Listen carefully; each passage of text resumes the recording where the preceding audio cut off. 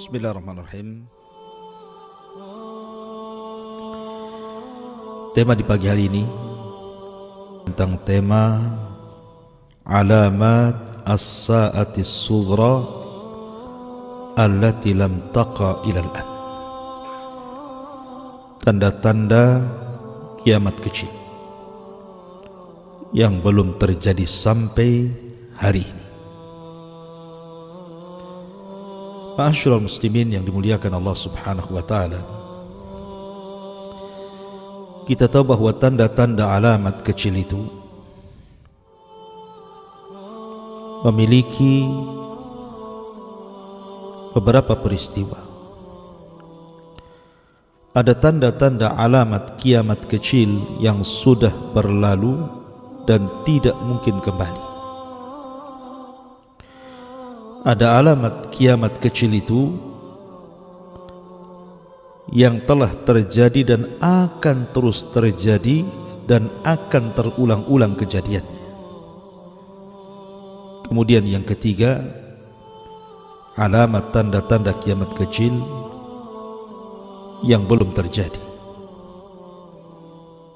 Dan tentu yang terakhir ditutup dengan tanda-tanda alamat besar. Di antara tanda-tanda kiamat yang kecil dan sudah terjadi dan tidak mungkin terulang lagi, seperti diutusnya Nabi SAW dan wafatnya Rasul, terbelahnya bulan menjadi dua,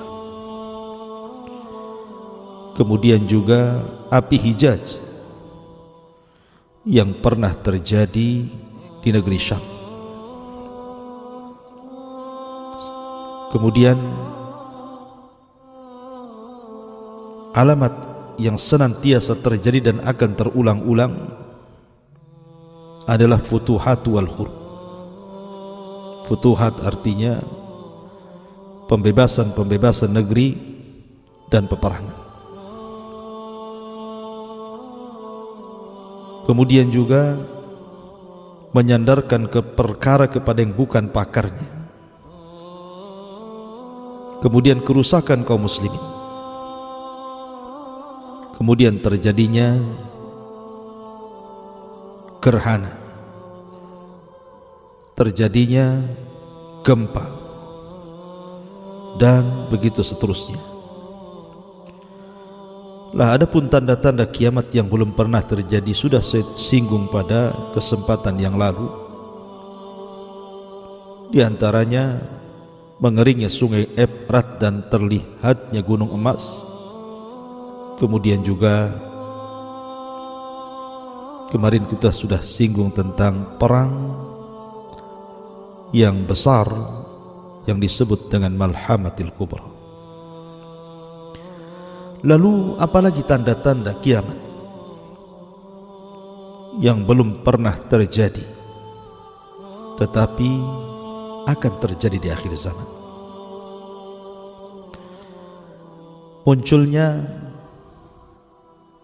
seorang laki-laki dari Qahtan yang membawa tongkat dan menggiring manusia. Ma'asyiral muslimin yang dimuliakan Allah Subhanahu wa taala. Dalam sebuah hadis Nabi SAW mengatakan, la taqumus sa'atu hatta yakhruja rajulun min Qahtan yasukun nas bi asa. Tidak mungkin tegak hari kiamat sampai keluar seorang laki-laki dari suku Qahtan Arab yang menggiring manusia dengan tongkatnya. Ma'asyiral muslimin yang dimuliakan Allah Subhanahu wa taala. Kita tahu bahwa ada 5 manusia yang termasuk min alamati sa'ah, dari tanda-tanda kiamat, dan 5-5-nya akan muncul di akhir zaman. Yang pertama, Al-Mahdil Muntadhar, Muhammad ibn Abdullah atau Ahmad ibn Abdullah, yang akan mengusung khilafah ala minhajin nubuwah. Kemudian yang kedua, Isa bin Maryam, yang akan turun di akhir zaman, yang akan membunuh Dajjal, mematahkan salib, membunuh babi, dan berhukum dengan hukum keadilan, dan akan mengislamkan banyak dari kalangan ahli kitab sebelum wafatnya. Kemudian yang ketiga, Dajjal. Dajjal adalah seorang manusia sama dengan kita, tetapi memiliki penampangan yang sangat buruk sekali, karena dia bermata satu. Kemudian juga betisnya bengkok, pendek, berperawakan banyak cacatnya, tetapi memfitnah manusia di akhir zaman. Kemudian yang keempat dan yang kelima yang kita akan bahas. Pertama, seorang laki-laki dari Qahtan, dan yang kelima, seorang budak yang bernama Jahjah. Inilah 5 manusia yang akan keluar di akhir zaman. Al-Mahdi al-Muntadhar Muhammad bin Abdullah, Isa bin Maryam, Dajjal, seorang raja dari kabilah Qahtan, dan seorang laki-laki yang bernama Jahjah.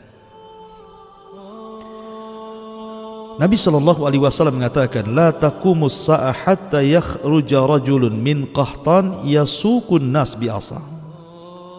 Tidak akan tegak hari kiamat sampai keluar seorang laki-laki dari suku Qahtan yang akan menggiring manusia dengan tongkatnya. Dalam riwayat seperti menggiring hewan-hewan kambing. Ada beberapa tafsiran para ulama, di antaranya Imam Al-Qurtubi, Al-Hafidh Ibnu Hajar, dan yang lainnya. Apa yang dimaksud menggiring manusia seperti menggiring kambing dengan tongkatnya? Ada yang mengatakan bahwa ini simbol kelembutan, simbol keadilan. Ketika menggiring kambing tentu dengan lembut dan adil. Tapi ada juga mentafsirkan sebaliknya. Maksudnya ketika dia menggiring kambing itu dengan cara mencambuknya, menunjukkan kezalimannya. Wallahu a'lam. Karena sebagian ulama mengatakan seperti itu. Kemudian Nabi SAW mengatakan, la yadhhabul lail wan nahar hatta yamlika rajulun minal mawali yuqalu lahul Jahjah. Dan tidak akan pergi siang dan malam sampai datang seorang laki-laki yang akan berkuasa, yang laki-laki itu disebut dengan Jahjah.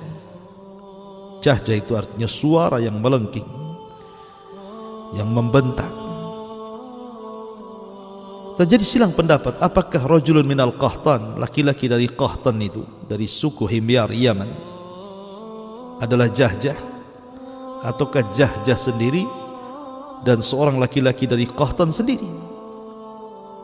Sebagianlah mengatakan bahwa ini 2 orang yang berbeda. Kenapa? Karena rajulun minal Qahtan ini orang merdeka dari kabilah Qahtan, dari kabilah Himyar Yaman.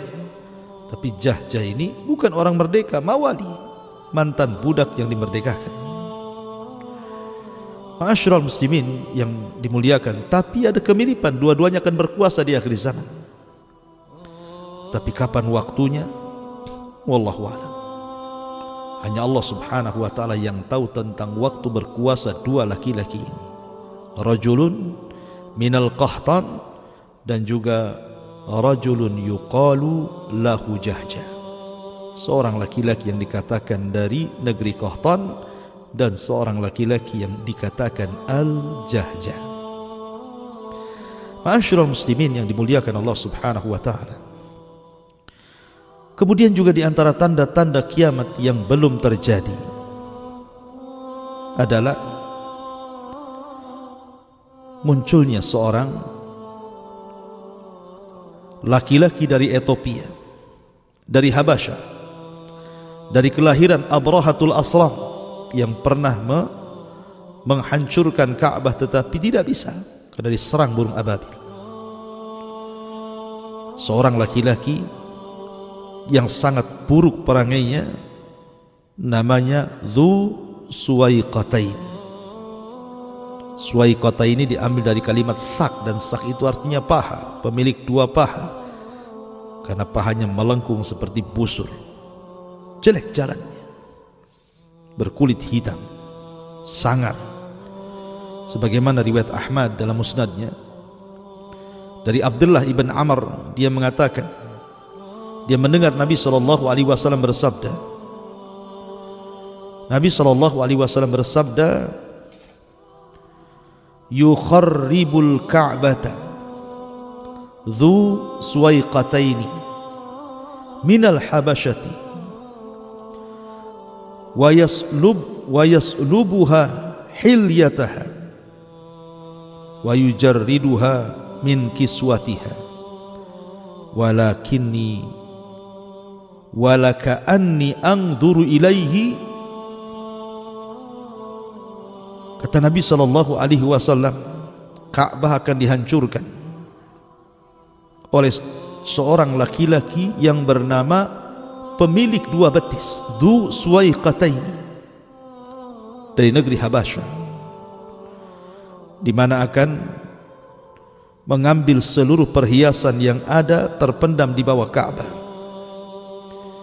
dan akan menelanjangi Ka'bah dari kiswahnya, dan seolah-olah aku melihatnya, kata Nabi. Dalam riwayat Musnad Ahmad juga dari Abi Qatadah, Nabi SAW bersabda, yubaya'u li rajulin ma bainar rukni wal maqam walan yastahillal baita illa ahluh fa idza istahalluhu fala tas'al an halakatil arab thumma ta'til habasyatu fayukharribunahu kharaban la ya'muru ba'dahu abadan wa humul ladina yastakhrijuna kanzahu. Dari Musnad Ahmad dari Abi Qatadah,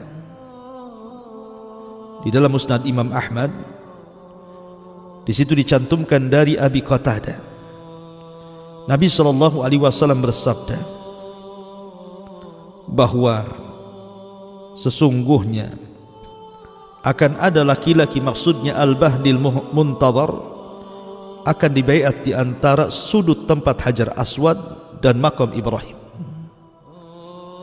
dan Ka'bah tidak akan dirusak kehormatannya melainkan oleh orang Arab sendiri, dan bila mereka telah merusak kehormatan Ka'bah maka itulah saatnya kehancuran bangsa Arab. Kemudian datang orang Habasyah meruntuhkan Ka'bah tersebut, yang setelah itu tak pernah dibangun kembali selamanya, dan merekalah yang menggali harta yang terpendam di dalam Ka'bah tersebut. Ma'asyiral muslimin yang dimuliakan Allah Subhanahu wa ta'ala, maka tanda-tanda kiamat yang belum terjadi, robohnya Ka'bah dan diambilnya pembendaharaan Ka'bah, bahkan Ka'bah akan dilucuti dari kiswah-kiswahnya. Kapan itu? Wallahu a'lam. Sebagian ulama mengatakan bahwa peristiwa ini setelah Isa bin Maryam diturunkan oleh Allah Subhanahu wa ta'ala, dan setelah wafatnya Isa bin Maryam. Ada juga mengatakan peristiwanya setelah terjadi azab kepada Ya'juj wa Ma'juj yang dibinasakan oleh Naghaf, oleh ulat-ulat kecil. Ada yang mengatakan terjadi setelah munculnya Dabatul Ar, binatang yang melata dan bisa bicara. Ada yang mengatakan bahwa setelah seluruh alamat tanda-tanda kiamat muncul, barulah Ka'bah dihancurkan oleh Dzu Suwaiqatain. Tapi ada juga yang mengatakan, dan ini perkara yang masyhur yang sudah saya singgung tadi, bahwa peristiwa itu ba'da mauti Isa, setelah Isa bin Maryam meninggal. Kemudian manusia mulai kembali ke jalan jahat. Mereka kembali murtad, sebagian mereka jadi munafik. Ketika mulai rusak dan tidak ada yang membimbing mereka, tiba-tiba Ka'bah sudah tidak ada yang tawaf di situ. Tidak ada orang umrah dan haji lagi di situ.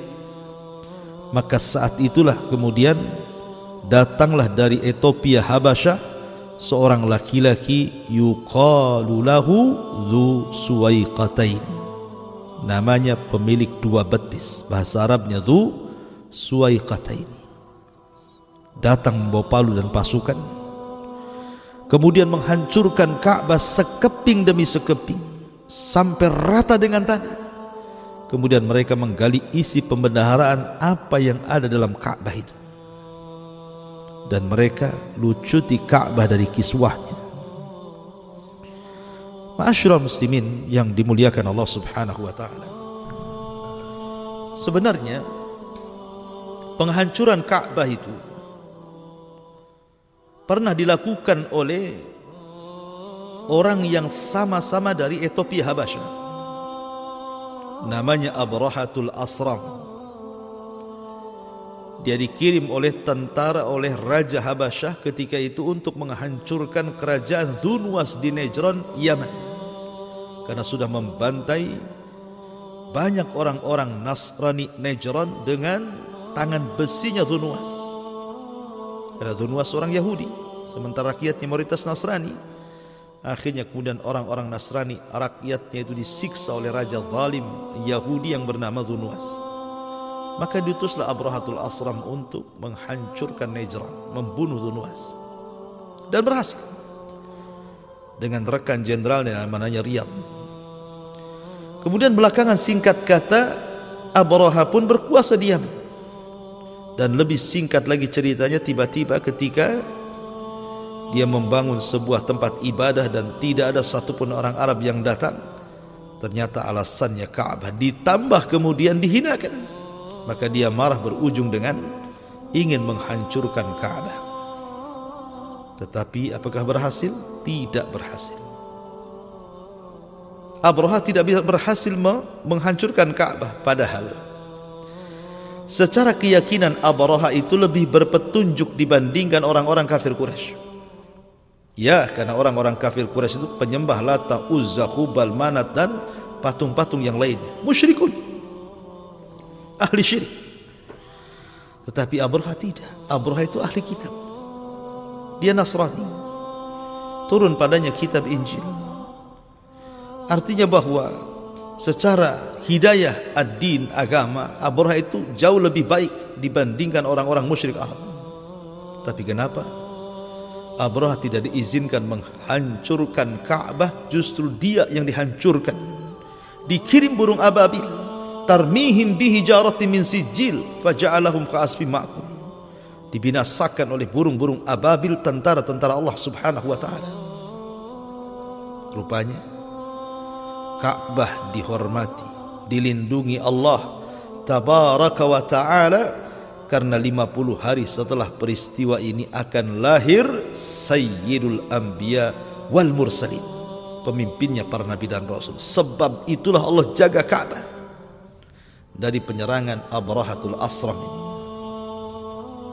Tetapi nanti di akhir zaman muncul pengganti Abrahatul Asram, namanya Dzu Suwaiqatain. Dia bawa palu dan pasukan, dia hancurkan Ka'bah sekeping-keping sampai dia ambil pembendaharaannya. Dan itu satu di antara tanda-tanda kiamat yang belum berlaku. Ma'asyiral muslimin yang dimuliakan Allah Subhanahu wa taala, sebenarnya Ka'bah sendiri sudah bolak-balik dirobohkan dan dibangun sejak zaman Nabi Adam alaihi salam sampai kepada Ibrahim. Sudah tidak ada lagi bekas bangunannya, hanya pondasinya. Ibrahim menaikkan Ka'bah Baitullah Al-Haram. Kemudian di masa Nabi SAW berusia 15 sampai 17 tahun terjadi banjir dan perang Fijar sehingga menghancurkan separuh Ka'bah. Akhirnya orang-orang Quraisy pun merobohkan semuanya dan membangun dengan cara bangunan yang baru dari harta yang halal, sehingga karena tidak cukup sehingga Ka'bah tidak dibangun semua, hanya bisa dibangun separuh, sehingga Hajar Ismail keluar dari Ka'bah. Kemudian di zaman Abdullah ibn Zubair berkuasa, dihancurkan Ka'bah itu, dibalikin bangunan Ibrahim oleh Abdullah ibn Zubair, tapi oleh Ibnul Malik ibn Marwan dirobohkan lagi, kemudian dibangun seperti ala jahiliyah. Maka di zaman Imam Malik rahimahullahu ta'ala, Imam Malik dimintai fatwa tentang soal pembangunan Ka'bah. Kenapa tidak persis seperti bangunan Ibrahim? Kenapa kita tidak melakukannya? Karena Imam Malik itu imam Darul Hijrah, imamnya kota Madinah, ya, dan dipercaya oleh orang-orang Madinah dan fatwanya diakui. Imam Malik hanya mengatakan, jangan, sudahlah, biarkan Ka'bah seperti itu, jangan dijadikan permainan para penguasa yang asik merobohkan membangun dan begitu seterusnya. Ma'asyiral muslimin yang dimuliakan Allah Azza wa Jalla, lalu kapan terjadi penghancuran Ka'bah dan tidak mungkin tegak lagi Ka'bah di permukaan bumi ini?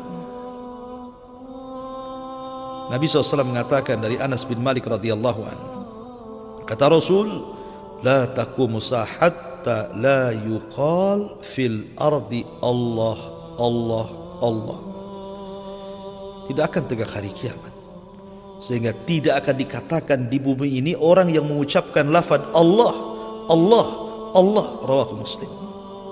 Ketika tidak ada lagi orang mengucapkan Allah, orang sudah tidak kenal salat, tidak kenal puasa, tidak kenal zakat, tidak kenal haji, tidak kenal umrah, dan manusia berada di atas kegelapan. Disinilah datang Dhul kota ini dari Habasyah Ethiopia, kemudian menghancurkan Ka'bah dengan tujuan mengambil pembendaharaan yang ada di dalam Ka'bah itu. Ma'asyiral muslimin yang dimuliakan Allah Subhanahu wa taala, inilah di antara tanda-tanda kiamat yang belum terjadi. Subhanallah bihamdika asyhadu an la ilaha illa anta astaghfiruka wa atubu ilaik. Allahu taala alam. Assalamualaikum warahmatullahi wabarakatuh.